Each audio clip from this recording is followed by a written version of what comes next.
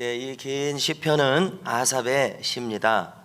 아삽의 마스길이다라는 제목이 붙어 있는데요. 이 마스길이라는 뜻은 교훈, 가르침이라는 뜻입니다. 자, 이 제목에 걸맞게 시편이 상당히 깁니다. 이 긴 시편을 보니까 지나간 이스라엘의 역사를 여기에 쭉 기록하고 있습니다. 태초로부터 지금 다윗 시대에 이르기까지, 그때 당시에는 다윗 시대였으니까요. 그래서 이제 그 역사 속에서 하나님께서 어떻게 행하시고 일하셨는가, 그것을 다 잘 나타내고 있고요. 그 다음에 이스라엘 백성들이 얼마나 하나님을 반역했던가, 그런 것들을 다 기록해 줍니다. 그래서 오늘 내용은 이 긴 역사가 다윗의 시대로 종지부를 찍는 것을 보여주고 있습니다. 다윗의 시대는 그야말로 오늘 읽으신 내용 끝에 나타나 있듯이 소망과 기대로 가득한 시대가 되었습니다.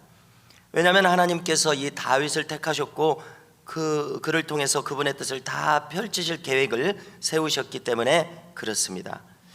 지금까지도 사사기 시대의 연속이라고 할 수가 있었습니다.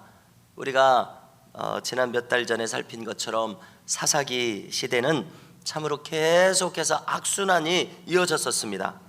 이 악순환을 끝낼 하나님 택하신 종으로 사무엘과 다윗을 택하셨던 것인데요, 이 사사기는 400년이나 되는 참 긴 시간들이었습니다. 여호수아 이후로 가나안 땅에 들어온 이스라엘 백성들이 신앙의 계보가 이어지지 않고 각자 자기 분배받은 땅에서 이스라엘 그 가나안 토착 우상들하고 혼합된 그런 신앙으로 빠져버렸습니다. 세속화되어 버렸습니다. 막 우상 숭배에 빠졌습니다. 급속도로 가나안 문화에 동화돼 가 버렸습니다. 그 모세에게 주신 율법을 통해서 신앙을 지키지를 못하고요. 얼마나 안타까운 일입니까? 하나님은 그들을 가만히 두실 수가 없습니다. 신명기 28장에서 예고하신 대로 하나님을 버리고 우상을 좇는 자들에게 임하는 모든 그 하나님의 징벌, 심판, 저주가 그대로 그들에게 임하게 되었습니다. 그래서 그들은 이민족의 침략과 압제가 찾아옵니다. 그러면 그제서야 그들을 하나님께 부르짖습니다. 그러면 하나님께서 사사들을 일으키셔서 그들을 다시 구원시켜 주시고 다시 신앙으로 인도하십니다. 또 그런데 거기서 끝나는 것이 아니라 계속해서 그들이 또 불순종하고 우상을 섬기니까 또 이민족이 침략합니다. 30년, 40년, 심지어 70년 동안 압제를 당합니다. 그제서야 또 부르짖습니다. 또 사사를 보냅니다. 이것이 악순환이었습니다. 그런데 가만히 보니까 이것은 사사시대만의 악순환이 아니라 우리에게도 해당되는 것을 알 수 있습니다. 지나간 우리의 신앙의 여정을 보십시오. 하나님께서는 깨달을 때까지 우리를 악순환의 이 고리 가운데 들어가게 하셔서 이제는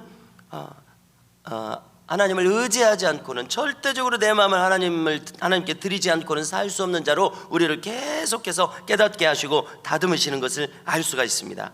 그래서 5분도 기도하지 못하던 사람이 더 깊이 부르짖는 자로 점점 이렇게 우리를 이끄시는 것을 알 수 있습니다. 오늘 말씀 56절을 보니까, 자, 한번 56절 처음이죠. 찾으셔서 함께 읽겠습니다. 읽습니다. 그러나 그들은 지존하신 하나님을 시험하고 반항하여 그의 명령을 지키지 아니하며, 이런 식으로 조상들은 계속 악순환에 빠졌던 것입니다. 그래서 이 악순환의 결과는 무엇이냐? 하나님께서 성막의 법궤에 임재하셔서 말씀하시고 이끄시는 하나님 아니십니까? 그런데 기어이 하나님께서 그 성막을, 법궤를 떠나십니다. 그것은 59절과 60절에 나와 있는데요, 또 찾으셔서 함께 읽겠습니다. 함께 읽습니다.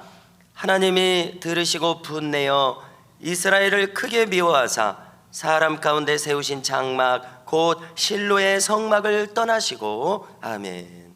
자, 성막이 이제 다윗이 너무나 하나님 법궤를 사랑하고 하나님께 예배하는 것을 너무나 사모하는 사람이기 때문에 예루살렘 성으로 법궤를 옮겨서 안치하기 전에는 실로에 있었습니다. 실로, 이스라엘 북쪽에 에브라임 지파 땅에 실로에 있었는데요, 우리가 잘 아시는 대로 또 하나님께 순종하지 못하니까 블레셋이 쳐들어와 가지고 이 법궤를 뺏어가 버립니다.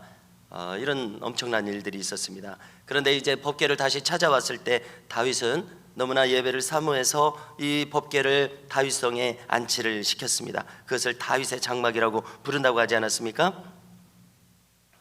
그런데 실로에서 하나님의 영광이 지금 떠났다고 했는데요, 이것은 언제였습니까? 하나님의 영광이 실로의 법궤, 이 실로의 성막을 떠난 것을 이가봇이다 이렇게 부릅니다. 이가봇은 하나님의 영광이 떠났다는 뜻입니다. 이것은 구체적으로 사무엘상 4장 21절에 나옵니다. 사무엘 선지자의 위에 제사장은 엘리 제사장이었습니다. 그들의 아들들은 비느하스와 홈리였습니다. 아들들도 제사장들이었는데요, 우리는 그들에 대해서 무엇을 알고 있습니까? 엘리 제사장은 영감이 떠난 제사장이었고, 홈리와 비느하스는 타락한 제사장이어서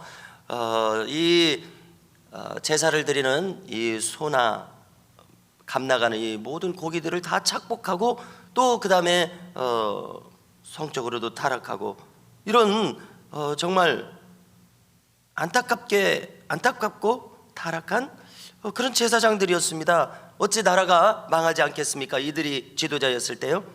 그래서 그 결과 블레셋이 이 법궤를 뺏어갔다고 그러니까 엘리 제사장은 그 소식을 듣고 목이 부러져 죽었습니다.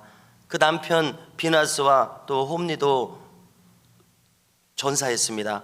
자, 남편 비나스가 또 시아버지가 죽고 블레셋에게 남편이 처참하게 죽임을 당했다는 소식을 들었을 때, 그런 이 아내는 충격으로 산통이 시작됐습니다.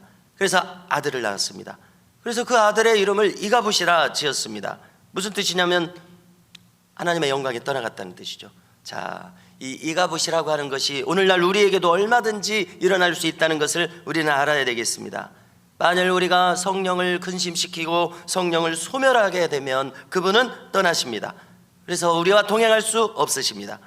그러므로 우리는 사무엘 선지자가 일찍이 깨달았던 것처럼 나는 기도하기를 쉬는 죄를 결코 범치 않으리라, 특별히 이 백성을 위해서 기도하기를 쉬는 죄를 결코 범치 않으리라, 그 백성들 앞에서 이렇게 맹세했던 것입니다. 사무엘상 12장 23절인데요 이처럼 우리도 앞으로부터, 그리고 우리 스스로 경험한 것에서 교훈을 얻어서 기도하기를 쉬는 죄를 범치 않으리라는, 이제 이후에 나의 인생 내내 그런 결단이 우리에게 서야 될 줄로 믿습니다. 자, 왜 그렇습니까? 성경에서 이야기하시는 것처럼, 신약에서, 계시록에서 이야기하는 것처럼 날마다 자기 두루마기를 빠는 자들은 복이 있다고 하셨기 때문에 그렇습니다. 자, 우리가 기도할 때 무슨 일이 일어납니까? 하나님을 경외하는 일이 일어납니다. 나 자신을 돌아보고 회개하는 일이 일어납니다. 나의 모든 사정을 고하게 됩니다. 나를 또 맡기게 됩니다. 충만한 은혜를 경험합니다. 또 나를 인도하시는 세미한 음성을 받게 됩니다. 하나님과 주님과 연합하는 일이 있게 되고 동행하는 일이 있게 됩니다. 내가 마땅히 무엇을 알아야 될지, 무슨 마음이 되어야 될지, 어떤 사람이 되어야 할지를 깨닫게 하십니다. 여러분, 그러니까 기도는 우리를 살게 하시는 정말 하나님의 은혜가 넘치는 일인 것을 알 수가 있습니다. 자, 이 역사로 돌아가서 출애굽과 가나안 입성의 역사를 보면은 요셉 지파가 가장 강성했습니다. 12지파 중에서요. 요셉의 아들이 있었죠. 에브라임과 므낫세입니다. 그래서 우리가 가나안 땅에 정복한 지도를 한번 나중에 살펴보십시오. 가나안 땅의 한 가운데 넓은 땅을 에브라임 지파가 차지하고 있고요, 또 므낫세 지파는 가장 인구수가 많아가지고 요단강 이편에도 넓은 땅을 가지고 있고 요단강 저편에도 넓은 땅을 가지고 있어서 이 두 지파가 가나안 땅의 상당히 큰 부분을 차지하고 있습니다. 강성한 지파였기 때문에요, 요셉이 그렇게 복을 많이 받은 것을 알 수 있습니다. 후손들이 이렇게 강성하게 되었으니까요. 이렇게 가나안 땅에서도 알토란 같은 땅을 차지하고 있었습니다. 자, 그런데 하나님께서는 이스라엘의 왕을 이 강성한 두 지파에서 택하지 않으셨습니다. 하나님의 뜻은 그들에게 있지 않았습니다. 그들이 강성한 만큼 가나안 땅에 정착하면서도 가장 앞서서 그 우상을 섬기는 그런 사람들이었을 것입니다. 하나님께서 이 유다 지파를 통해서 다윗왕을 일으키신 것은 이미 하나님의 약속이 있었습니다. 언제였습니까? 아브라함이 죽으면서 자식들에게 축복했을 때, 예언했을 때, 그때 다스리는 홀이 유다 지파를 떠나지 않겠다. 실로가 오시기까지. 여기서 실로는 샬롬하고 말이 똑같은데 평강이라는 뜻인데 예수님을 예언하는 말입니다. 예수님 오실 때까지 유다 지파의 그 통치권이 사라지지 않겠다. 아니나 다를까 예수님 오셨을 때 통치권은 에돔 지파 후손인 헤롯 왕이 가지고 있었습니다. 유다 지파의 통치권이 떠났던 것이죠. 이렇게 예언이 딱 들어맞습니다. 그래서 이 아브라함이 죽을 때 예언한 것처럼 유다 지파에게서 왕이 일어났습니다. 그가 바로 다윗 왕입니다. 하나님께서는 예루살렘의 시온산을 택하셨습니다. 다윗을 택하시고 예루살렘을 성소로 삼으셨습니다. 자, 70절과 71절을 찾아서 읽겠습니다. 함께 읽으십니다. 또 그 종 다윗을 택하시되 양의 우리에서 취하시며 전양을 지키는 중에서 저희를 이끄사 그 백성인 야곱 그 기업인 이스라엘을 기르게 하셨더니 아멘. 자, 하나님은 고간 대작의 가정에서 자기 일꾼을 택하지 않으셨습니다. 전양을 기르는 미천하고 그 자기 집안에서도 소외당한 다윗을 통해서 그가 그렇게 미천한 자리에 있을 때 놀랍게도 그 자리에서 하나님의 마음에 합한 소년이 만들어졌습니다. 이렇게 하나님께서는 이렇게 일을 하십니다. 그 척박한 환경 속에서 하나님을 경외하는 사람을 일으키신 것입니다. 그가 그 어려움 중에서 하나님을 의지하고 바라보게 만드신 것이죠. 그래서 이제 이어지는 72절을 보니까 이렇게 만들어진 다윗은 어떻게 자기 백성을 다스립니까?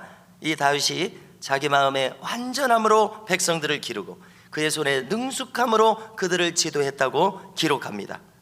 우리가 아시는 대로 한마디로 다윗 왕은 하나님 마음에 합한 왕이었습니다. 물론 그도 범죄했었습니다. 그러나 그가 다른 보통의 인간들과 죄인들과 다른 점은 무엇입니까? 그는 진심으로 하나님께 돌아가는 자였습니다. 중심으로 통행할 때 하나님은 그와 다시 동행하셨었습니다.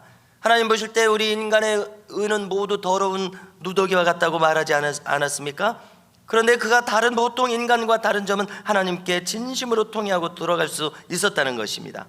그의 마음에는 하나님과 닮은 마음이 있었으니 신실한 마음이 그의 마음속에 있었던 것입니다. 하나님은 언약의 하나님이라고 하지 않습니까? 하나님은 신실한 신 하나님이십니다. 사사기 때 400년 동안이나 하나님을 다 계속해서 거역하는 이스라엘 백성들을 완전히 버려버리지 않으시고 하나님은 이미 아브라함 때부터 이삭과 야곱에게 요셉에게 언약하셨던 하나님이시기 때문에 그 이미 하신 언약을 하나님께서는 스스로 그것을 파기하실 수 없으시기 때문에 그들이 그렇게 반역해도 하나님은 이 언약을 지키셨는데 다윗을 통해서 지키셨던 것입니다. 할렐루야. 우리에게도 마찬가지십니다. 하나님께서는 우리에게 언약을 지키시려고 십자가를 지시도록 예수님을 우리에게 보내셨습니다. 여러분, 우리는 이 신실하신 하나님을 믿고 하나님을 깨달아야 되겠습니다. 하나님께서 어떻게 행하시는지를 깨달아야겠습니다. 그리고 우리도 다윗처럼 하나님을 닮아서 신실하게 하나님 안에 머물러 있을 수 있기를 간절히 소망합니다. 그래서 오늘도 우리 모두가 하나님의 이 기대와 소망이 다윗에게 지금 있지 않습니까? 이스라엘 백성들을 이 다윗을 표본으로 삼아서 앞으로 이끌어 가실 것입니다. 이 하나님의 기대와 소망이 다윗에게 있는 것처럼 우리에게도 있음을 깨닫고 우리도 하나님 안에서 신실하게 행하는 이 하루가 될 수 있기를 간절히 소망합니다.